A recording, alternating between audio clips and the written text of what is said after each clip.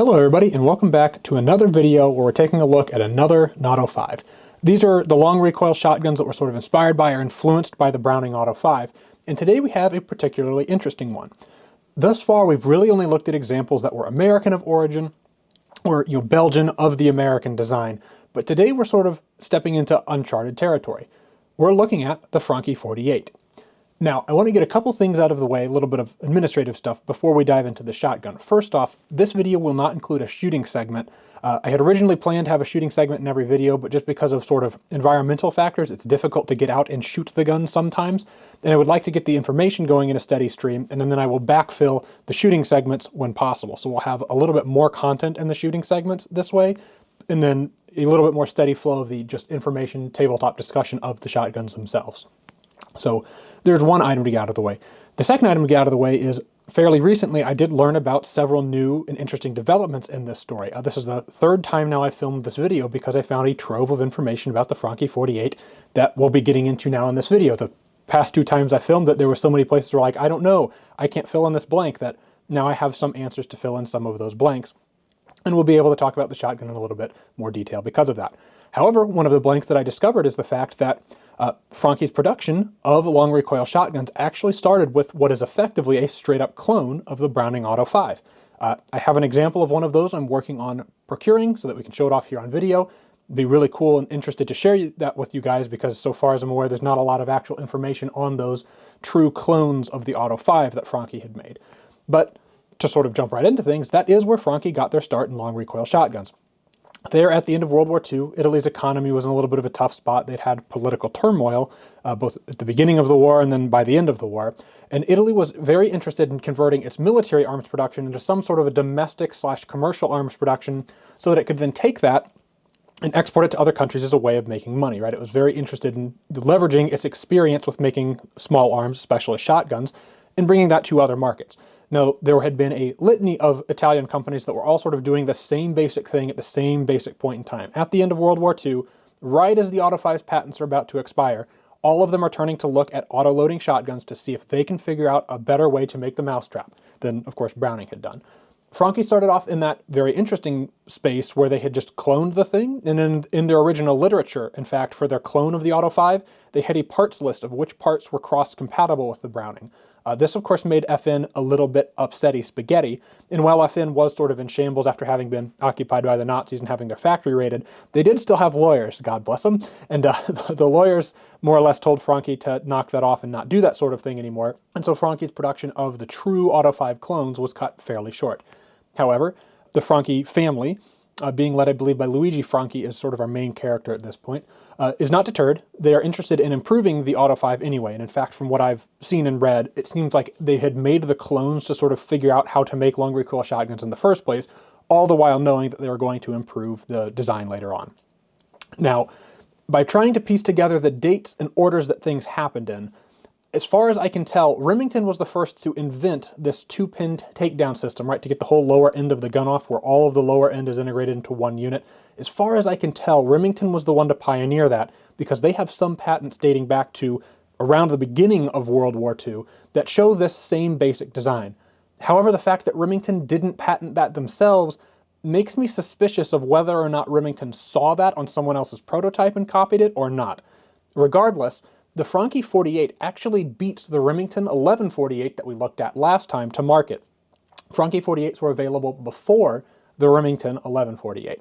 So this is somewhat interesting, and certainly Franchi could have or would have seen what Remington was doing as far as their patents, and a lot of the things that are novel to the 1148 show up in this gun, despite the fact that the patents associated with this gun, to the extent they exist and that I found them, is all downstream of the 1148. So the 1148 was certainly an inspiration to this gun, because the 1148's patents roll on through through the beginning, and then in the just post-World War II period, Remington's continually patenting new things that they're going to incorporate into their gun. And while none of those were really infringed here, right, the infringement of trademarks and or patents was sort of kept to Browning and FN stuff as far as Franchi was concerned, the 1148 certainly had some level of influence here, and I'm pretty sure these takedown pins and the fire control group being removable is specifically how it was influenced, because Remington was showing that in patents while Franchi was still trying to figure out an exact clone of the Auto 5 before they were well into their way of making this gun. Now, on very, very early Franchis, of course, they did still have the takedown screw system and not the push pin, right? This is further proof of this. However, they very quickly changed to that sort of what I'm going to call Remington-style push pin. I'm assuming they came up with it, but again, with this sort of stuff, if I've learned anything, it's that there's no guarantees of who came up with what first, except for the fact that Browning did it. Right? Browning came up with something, like the long recoil action, first, although it's not even in this guise that we're familiar with. To avoid going on too many tangents, though, back to the Franchi. It originally had those screws and was originally a steel receiver gun. This was something that would end up changing. They ended up actually changing the spacing of these two pins along the way. They ended up changing the design, sort of the shape of the fire control group, and it would originally have a milled instead of stamped carrier there. So certain parts certainly did change as we went along. However, the 48 ended up having several different models. In general, 48 on its own would refer to a steel receiver gun. 48AL would end up referring to the lightweight, the aluminum receiver guns like we have an example of here. Essentially, like, the gun went through a very quick series of development that settled on the sort of main model, if you will, being an aluminum receiver gun for 2 3/4 inch shells. There were 3-inch or Magnum guns available, but by far what was most common was more or less what you see here, although of course without the sort of interesting engraving, or probably a roll stamp. It might not actually be engraved as far as I can tell from looking at it. This is sort of a fancier edition. I was drawn to it by the wood, and as we'll show later, the stock was hilariously cracked on this one, so I did get it cheap. I've handled several other 48ALs though, and what I have here is very representative of how they all work. In a nutshell, what that is a really well thought out, product improved long recoil shotgun. There are some things about this that do still show signs of immaturity, right? Even late manufacture, right? The 48AL stayed in production for a very long time. However, even those late guns still show signs of design immaturity that just really wasn't ever resolved in any sort of a meaningful way.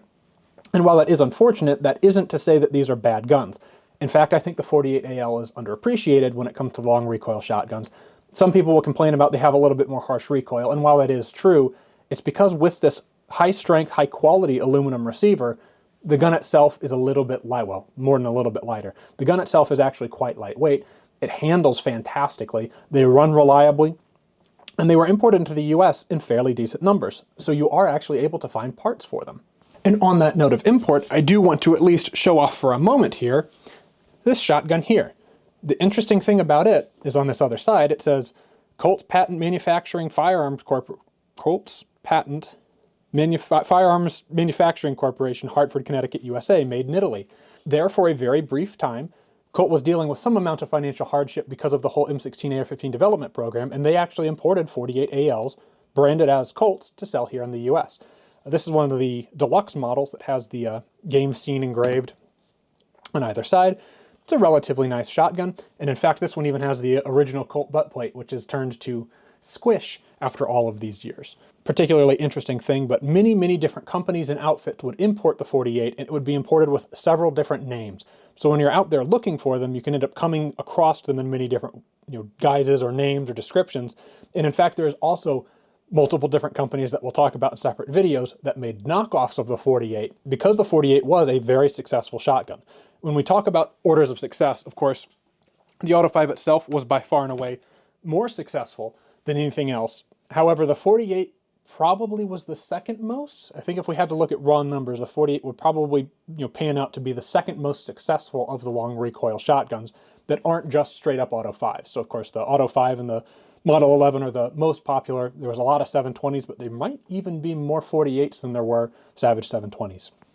That all said, I did want to touch on the fact that the import guns, par for par, right, blow for blow, same gun that you get with the domestic or the Italian or the Franchi branded guns. There's not really a serious difference going on there. It's 6 to 1, half dozen of the other. You just have different engraving or different features, or maybe sometimes different checkering on some of the different manufactured models. Additionally, one more thing before we dive into a little bit of the mechanics of this gun is Franchi did introduce a cost-reduced version of this gun that was sort of marketed as a youth option. It had much rougher checkering. It just had sort of a very cheap crackle finish to protect the aluminum on the receiver that the Italians call orange peel. It translates to orange peel finish. If you see it, you'll immediately sort of identify what it is. But it was a cost-reduced version that used cheaper wood, worse checkering, worse fit and finish on all the parts. And that was just sort of to offer a cheaper model of the 48 for consumers that were either trying to save money or buy a gun for somebody that, a kid that wasn't going to take very good care of their gun, to make it a little bit more disposable. That's certainly something that the Auto 5 could have learned from, or could have leaned into, because the Auto 5 throughout its entire production history was more expensive than it needed to be. They just sort of went through the effort of making it a more expensive gun because consumers were willing to pay for that until they weren't willing to pay for that, and so the Auto 5 went away. And that, amongst other reasons, is why the Franchi 8 managed to sort of hold on a little bit longer, at least in limited gauges. I have not had the opportunity to shoot one, but they did make the Franchi 48 and 28 gauge, and I have been told by many a person who has shot them that they are fantastic. So perhaps one day we'll get our hands on one of those to look at, and in some later video we will get our hands on the sort of clones and derivatives of the 48 that came along later. But for now, with all of that out of the way, let's take a little bit of a dive into what makes the Franchi 48 special / different / a long recoil Auto 5 in the first place. So starting right off, we will note a distinct lack of tang on the stock, both top and bottom, although this isn't necessarily anything new to us, right? This is a serious departure from the Auto 5. And our trigger group, again, this 2-pin setup.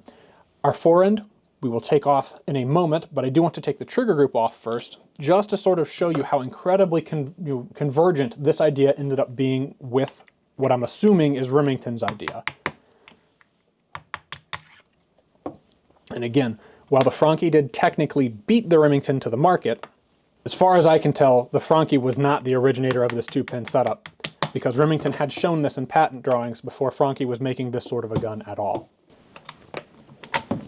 There's our fire control group pins, again, just like the 1148 that we've become used to. And the fire control group comes right out. Compared to an 1148, this does work differently, right? The actual mechanism of the fire control group is different. And to be honest with you, after studying both for some amount of time, I think I like the Remington one better, just for how heavily it uses stamped parts. However, that's not to say that what the Franchi does here isn't anything short of brilliant, because, again, this unitized design is really good. Again, cast aluminum, we've seen that again, cast and machine aluminum for the trigger guard. Our over-center mechanism for the carrier is again accomplished with a spring and plunger. Throw us onto fire here. We have an out-of-battery safety, which is different here, right? Out-of-battery safety has to be depressed for the trigger pull.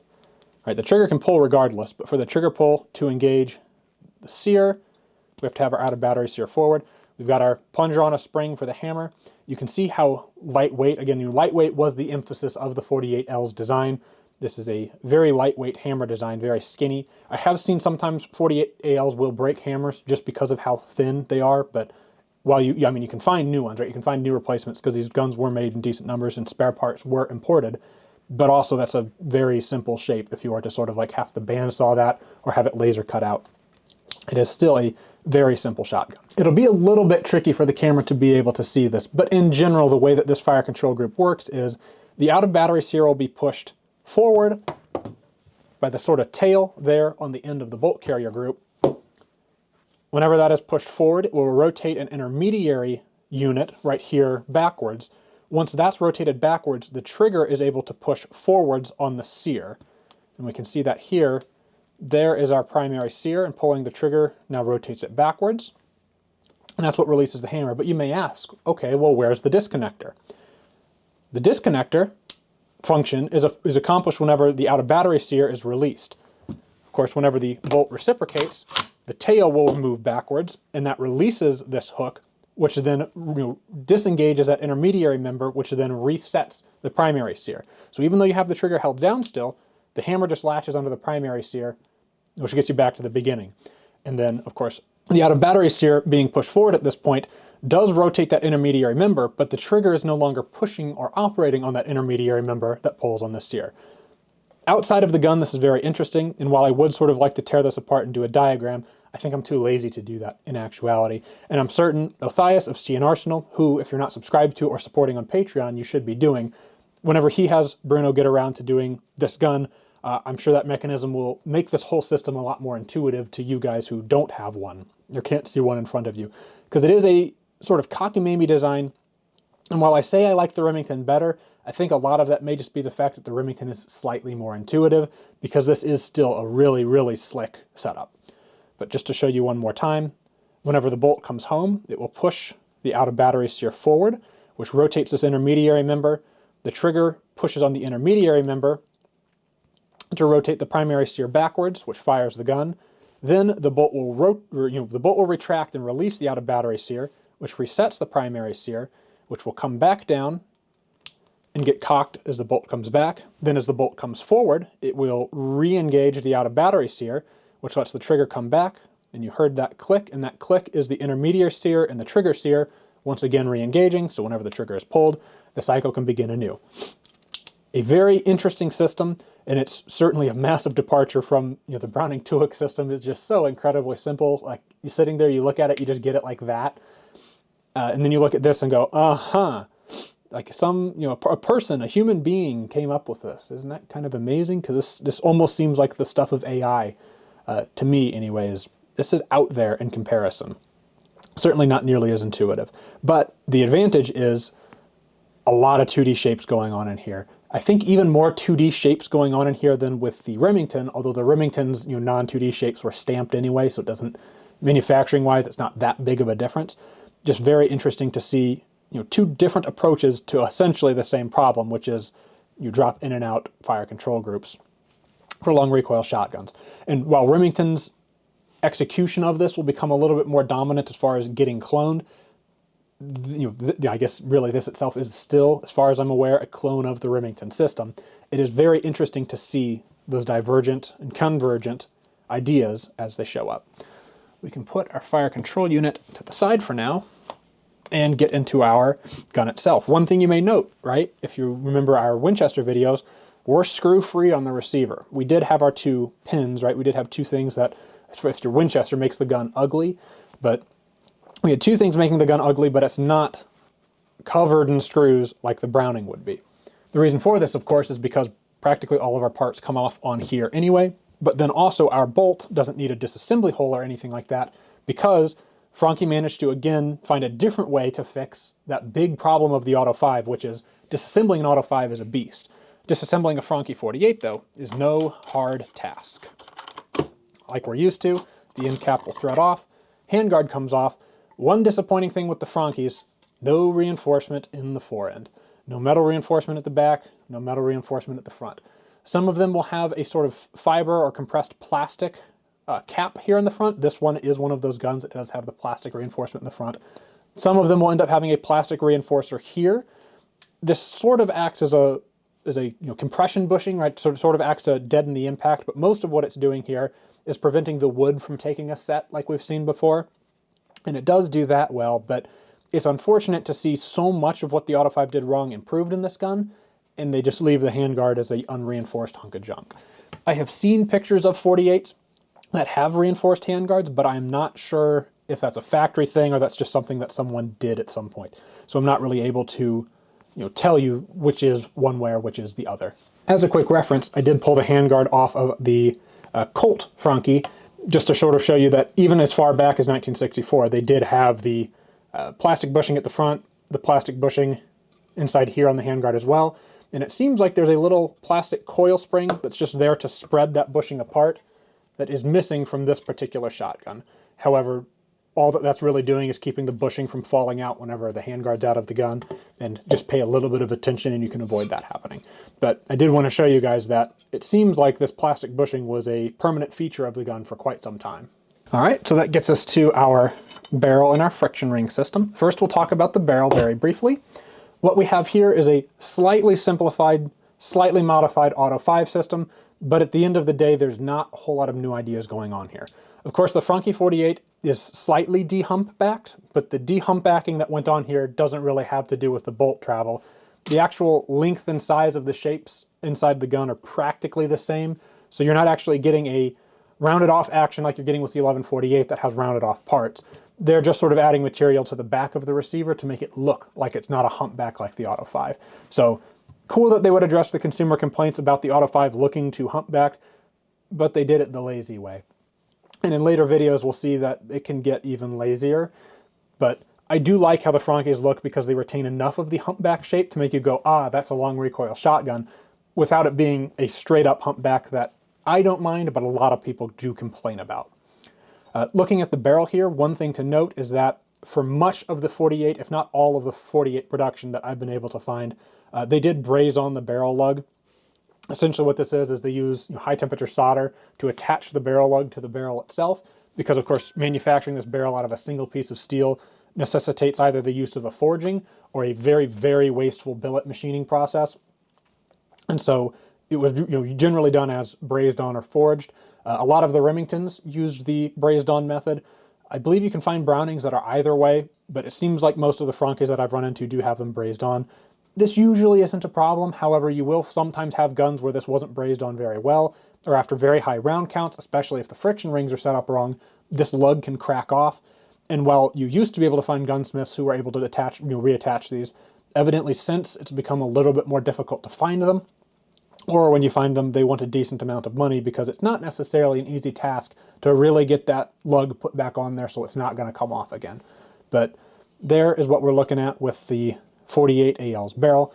Not all of them sort of have this shovel nose or scoop there at the front. That's an Italian thing that they did in a lot of shotguns. I assume they did it, right? This is just an inference. I could be wrong, and if you know better, please tell me. But I assume that they did it to prevent the end of the rib from getting damaged, or maybe if you were to have a gun that was choked full and you wanted to cut the barrel back to reduce your effective choke, you wouldn't have to relocate the rib or modify the rib at all. That's just a guess, but as far as what I can figure out, that's why this is done, other than the fact that it just sort of looks interesting. There's our barrel, though. We can set that to the side. There's really not much else to learn there because it is very close to Auto 5. We can take our friction ring system off and see that we have a pretty much regular spring, same control ring sort of a system, and the same sort of friction ring with a tension band on it system that we've come to know and love at this point. That's really all there is to see there. This Franchi does have a thing that some Franchis end up developing, which is the mag tube has come just a little bit wiggly.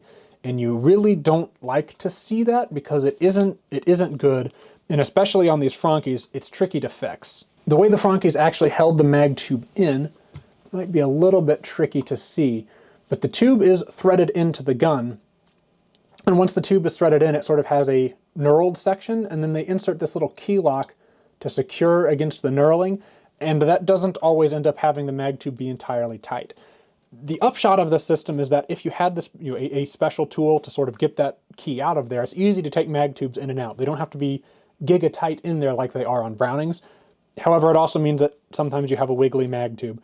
Wiggly mag tubes on guns where the barrel rides on the magazine tube just isn't a fantastic thing. It'll end up causing excess drag, reliability issues. When you grab the forend, the barrel can visibly shift, which is extremely disconcerting. But that is just sometimes a thing you run into on Franchi 48. So maybe as a bit of a buyer's guide thing, there's two things to really pay attention to with these guns. The first is going to be, if you've got one that's got a very wiggly mag tube, at least be prepared to have that fixed, because it shouldn't be that way. And in fact, maybe at some point in the future, I'll do a video on getting this one fixed up. The other thing to watch out for is the stocks. Consistently, you will find Franchi 48s that have stocks. If they've been shot or well used or well loved, they're going to have cracks in the stocks. Usually these cracks won't be bad enough that it's going to compromise the function of the gun. However, this one was extremely badly cracked. In fact, it was cracked all the way down through here, up onto the comb, and down through here there was multiple cracks that go all the way back to here. So severely cracked. I don't think this was cracked from firing. I think it was either dropped or gun leaned up against the wall, maybe in packaging or shipping, and then something heavy leaned up against it and then cracked the absolute daylights out of the stock. I was able to put a couple of pins through it to sort of cinch it back up, and then cover it full of acrylic glass, and then glue it back together. And it does hold up great now. It's just that I'm not particularly skilled as far as a wood craftsman, so if you look at this fix up close, it does not look very good. But for as cheap as I got this thing, I wasn't necessarily going for good. I was just going for maybe in one piece again, because this stock was absolutely, totally splintered. But that's sort of the other thing to watch out for with the 48ALs is a lot of the times they'll have cracked stocks, and stocks for these things are not easy to find because the stocks crack and because they've been out of production for so long. So if you find one that's got a badly cracked stock, make sure that you either have someone who can repair it or you can repair it yourself, because otherwise you're probably not going to be able to find a new replacement stock. And even if you do, there's multiple different series of 48ALs. There's they changed the actual shape of the stock and how it mates up with the receiver a couple of different times. And regardless of which one it is, the stock still tends to want to crack, except then the stocks aren't cross-compatible. And modifying a stock to be cross-compatible with a different gun isn't necessarily possible, because one of the things that they change is actually the fit of the stock to the receiver here. Ugh, a little bit of a nightmare scenario going on there. That certainly could have been handled a little bit better, and is probably the one thing that I will hold against the Franchi 48 strongly is, why did we have to do all that? We should have just come up with a stock design that works. Or you'll even find some Auto 5 Magnum guns that were equipped with like a steel lug that just cinches the stock together back here. Anyway, a little bit unfortunate that that happened, but there's a positive thing, right? Back to positive things about the 48AL. Disassembly of it is easier than with your traditional Auto 5. Now, the way that you have to do this is to disconnect the tail on the bolt carrier from the recoil spring plug by pushing back on the recoil spring plug and then lifting up on the tail. And I'll see if I can do this in a way that the camera can see it, but it might be tricky. I might be able to use the hook tool as my extra hand. So we'll push back on the recoil spring guide rod and then lift up.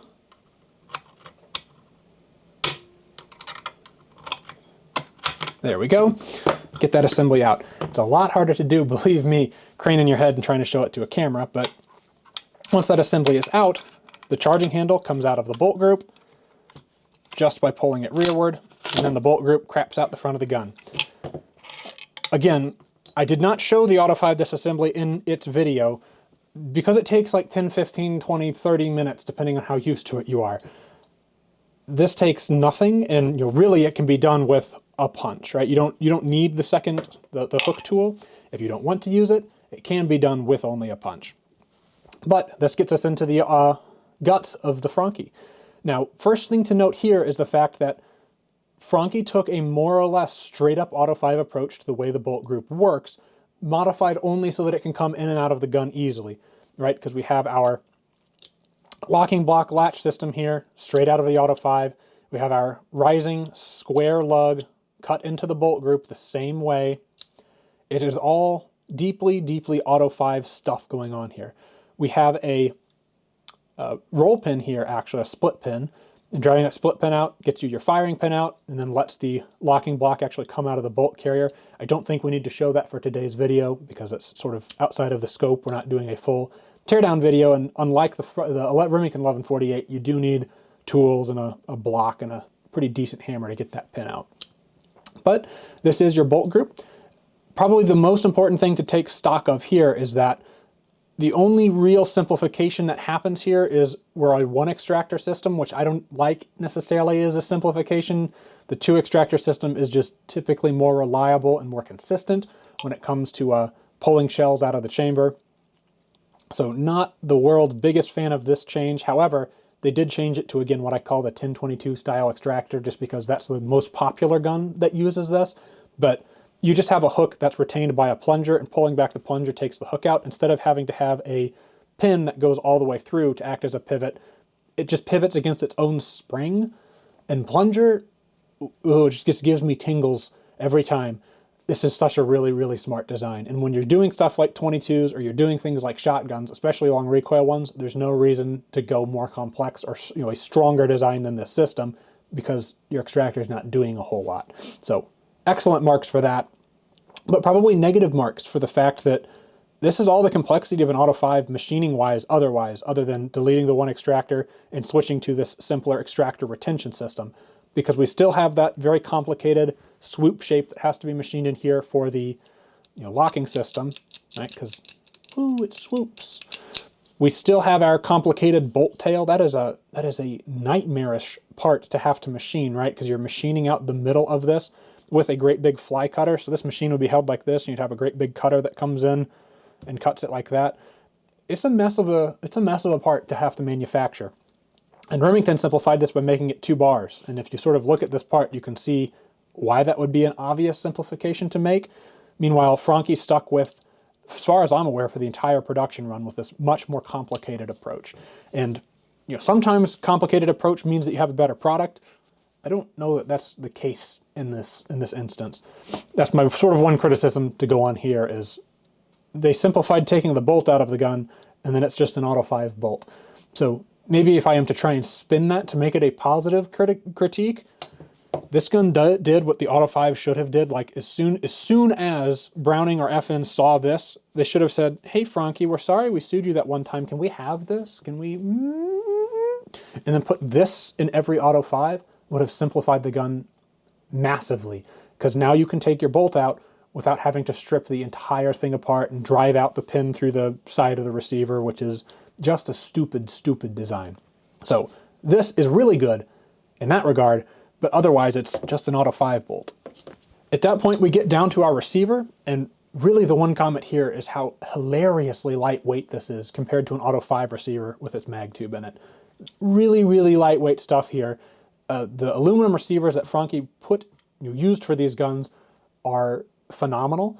It's very, very lightweight, still very, very thin wall everywhere, right? Because there's some aluminum receiver auto 5s that end up having pretty thick receivers all the same.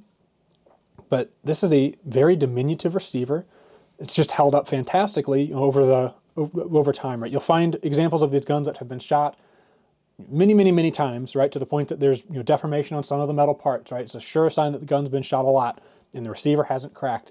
And for it to be an alloy receiver on a long recoil gun and for it to not crack like that is a testament to the fact that Franchi figured out good aluminum alloys that they could manufacture even with these thin walls and these sharp angles left on them, and manufacture them in large rate at a relatively affordable price. And that is really, really cool.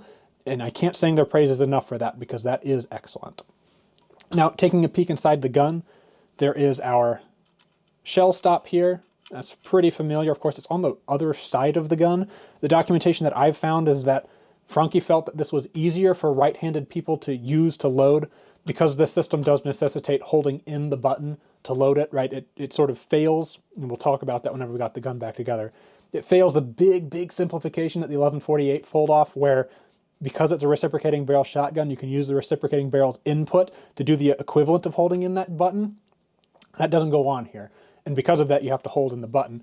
And the literature I saw was that Franchi determined that it's easier maybe to hold it like this. Right? As a right-handed person, you wrap your hand over the top of the gun, hold the button in, and then load from the bottom. Because the one criticism about the Brownings before they added the speed load system was, if you're right-handed and the button's on this side of the gun, what you want to do is flip the gun over, then hold the button, then stuff shells in. And they didn't like the fact that you had to flip the gun over because it's inconvenient or awkward. So that's sort of the big change there, is that the sides of our shell stops effectively has reversed. But otherwise, the shell stop on this side pulls it off differently, because it's now just sort of a piece of spring steel doing the job. But the way that it actually operates is just like the shell stop that's usually on the other side of a Browning, right? So they just more or less zooped these two parts and then made this one stamped and made this one out of a piece of spring steel.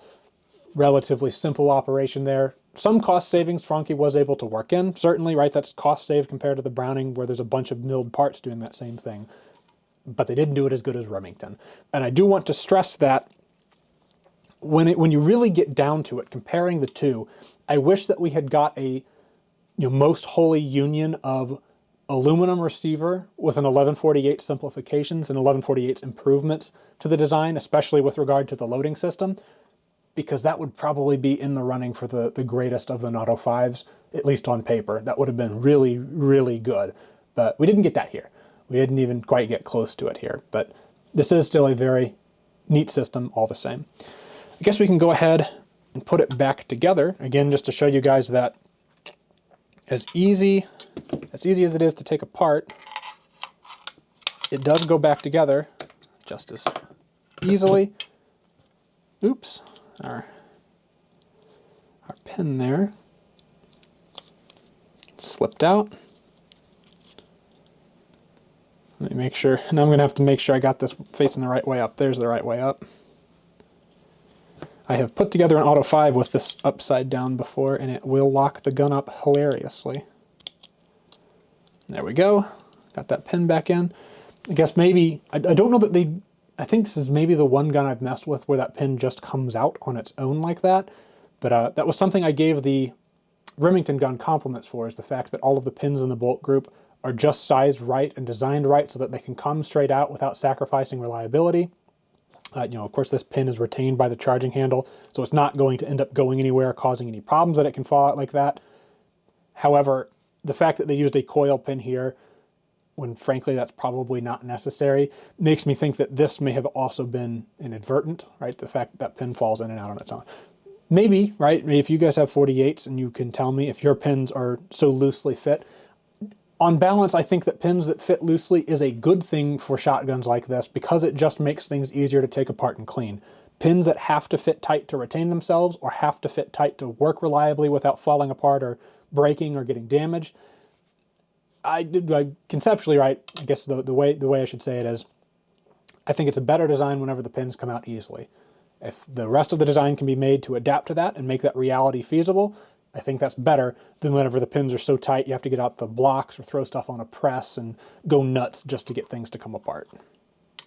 But the bolt group will stuff into the receiver nice and easily. Make sure you get the carrier on both of the rails and not just one.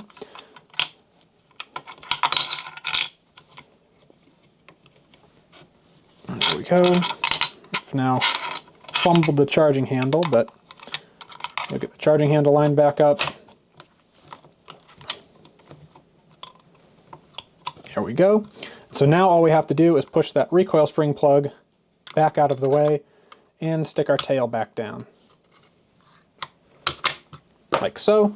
And now we have our receiver gliding smooth again. And one thing I do want to say about the Franchis is consistently across the ones that I've felt, even though it's an aluminum receiver, the action is really, just glass smooth. Even whenever you have the fire control group on there and you're operating the carrier and the hammer with the bolt, it's really smooth.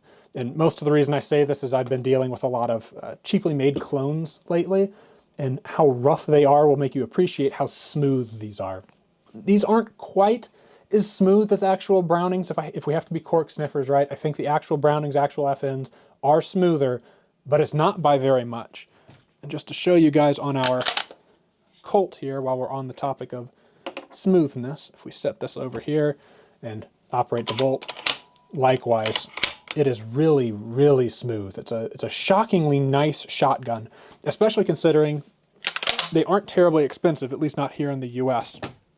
And so I would recommend them, but again, the two things to pay attention to is if you got a cracked stock, you're in trouble, and if your magazine tube has excessive wiggle, you'll probably have to at least get that fixed. Fixing the magazine tube wiggle generally isn't very hard.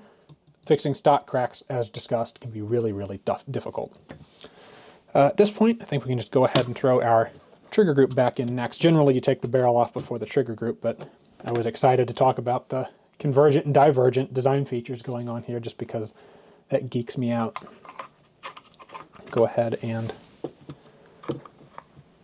throw this back in here. Hold it in place. The pins are interchangeable, so you don't have to worry about putting which pin is which is sort of nice.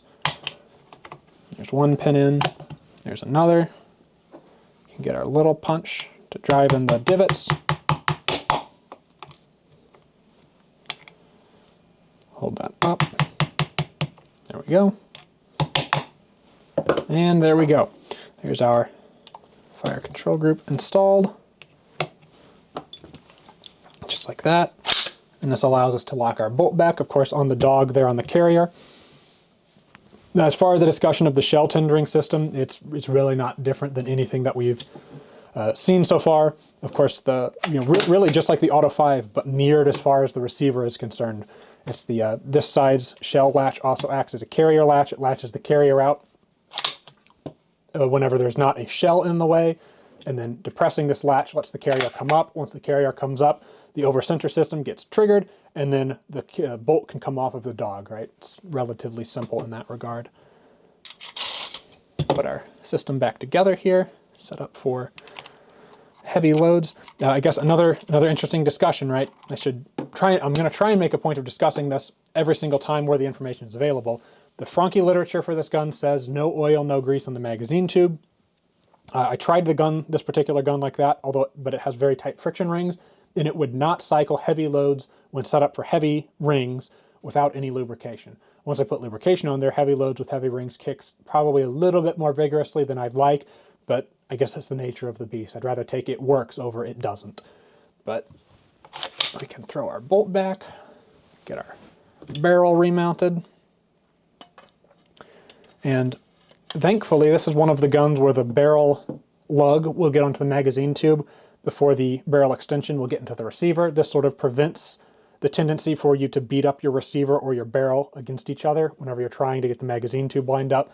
You'll find some guns where that is an interference, that the lug comes on at the same time as the barrel, or the barrel has to go in before the lug, and people will just beat the crap out of their guns trying to get things lined up.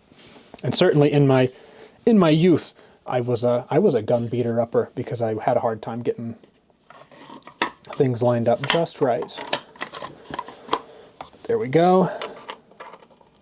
Get our barrel reinstalled. Handguard tightened. And that is one reassembled Franchi 48. Now, this is normally where we would do our shooting section, although as discussed at the beginning, we're now going to separate shooting sections into their own videos so we can focus just a little bit more on the details, or the cork sniffing, if you will, of the shooting itself.